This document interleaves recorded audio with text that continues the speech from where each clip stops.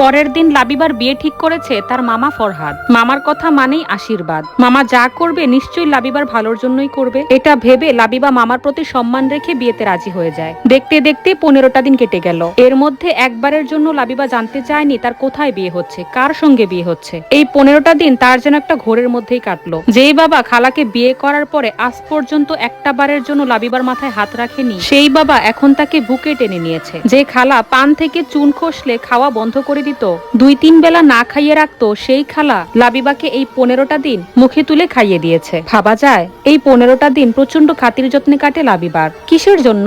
সে এই বাড়ি ছেড়ে চিরদিনের মতো চলে যাবে সেজন্য, নাকি বড় বাড়ির বউ হবে, টাকা পয়সা দিতে পারবে সেজন্য? তবে যাই হোক, ব্যাপারগুলো যে কতটা অস্বস্তিদায়ক সেটা আসলে বলে বোঝানোর না। আজ লাবিবার গায়ে হলুদ। কাঁচা হলুদ রঙের শাড়ি লাবিবাকে 8 পৌড়ে করে পরিয়ে দেয় লাবিবার মামি। তাজা গোলাপ এবং গাঁদা ফুলের গহনা দিয়ে সাজিয়ে দেয় লাবিবাকে। আয়নার সামনে দাঁড়িয়ে লাবিবা শুধু নিজেকেই দেখে। সবাই বলে সে নাকি আগুন সুন্দরী, যার রূপ পুরুষের চোখে জ্বালা ধরিয়ে দেয়। নিজেকে লাবিবা কোনোদিনও সেরকম ভাবে দেখেনি, কিন্তু আজ খেয়াল করে লাবিবা সত্যি ভীষণ সুন্দরী, যাকে বলে এক কথায় আগুন সুন্দরী। কিন্তু সে তো পুরুষের চোখে জ্বালা ধরাতে চায় না, সে তার একান্ত পুরুষকে এই আগুনে পুড়িয়ে ছাই করে দিতে চায়। ছোট বোন দোলা এবং মামি লাবিবাকে হলুদের মঞ্চে নিয়ে যায়। গ্রামের মেয়ে বউরা সবাই শাড়ি পরে এসেছে। গায়ে হলুদের অনুষ্ঠান বাড়িতেই কম আয়োজনের মধ্যেই করা হয়। লাবিবার বাবা গায়ে হলুদের খরচ বহন করেছে। মাসে মাত্র 11,000 টাকা বেতন পাওয়া ব্যক্তির জন্য এই খরচটুকু করাও অসম্ভব কষ্টের ব্যাপার। আজ লাবিবার তার বাবাকে জড়িয়ে ধরতে খুব ইচ্ছে করছে। বিয়ে শহরের কমিউনিটি সেন্টারে হবে, তবে বিয়ের সম্পূর্ণ খরচ লাবিবার মামাই বহন করছে।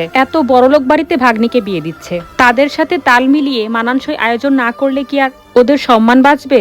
এটা করতে গিয়ে ফরহাদকে ধার দেনাও করতে হয়েছে।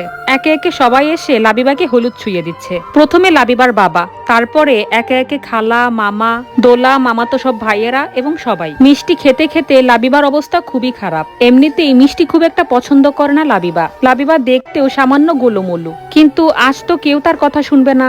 আনন্দ উল্লাসে হলুদের অনুষ্ঠানটা হয়ে যায়। পার্লার থেকে 2 ঘন্টা আগে এসেছে লাবিবা। পাক্কা 4 ঘন্টা সময় লাগিয়েছে তাকে সাজাতে। তারপর কমিউনিটি সেন্টারে এসে 2 ঘন্টা ধরে বসে আছে, অথচ বিয়ে পড়ানোর কোনো খবরই নেই। তানভীরকে বসানো হয়েছে পাশের হলে। গাঢ় মেরুন রঙের লেহেঙ্গা পরেছে লাবিবা। লাবিবাকে তারা এত সুন্দর করে সাজিয়েছে যেন সিনেমার নায়িকাও তার কাছে হার মানবে। লাবিবার গায়ের লেহেঙ্গাটার দাম 7.5 লক্ষ টাকা। গলা ভর্তি করে হীরের গহনা পরেছে লাবিবা।